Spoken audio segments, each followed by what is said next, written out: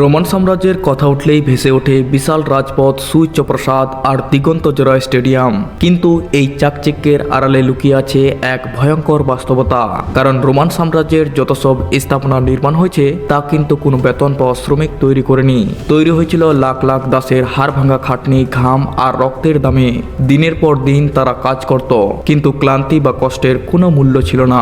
তাছাড়াও রোমান সমাজে দাসদের মানুষ হিসেবে গণ্য করা হতো না, তাদের পশুদের মতো একটি জিনিস হিসেবে ধরা হতো।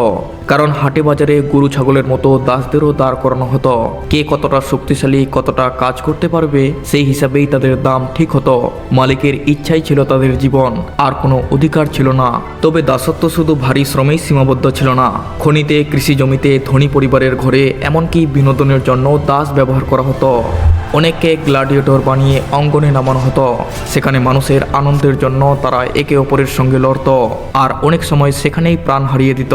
তাই আমরা যখন রোমান সভ্যতাকে উন্নত বলে প্রশংসা করি, তখন এই সত্যটা প্রায় ভুলেই যাই। সেই উন্নয়ন গড়ে উঠেছিল অসংখ্য মানুষের স্বাধীনতা কেড়ে নিয়ে। রোমের ঝলমলে ইতিহাস আসলে এমন এক আলো যা অগণিত দাসের অন্ধকার, কষ্ট এবং নিঃশব্দ কান্নাকে ঢেকে রেখেছে।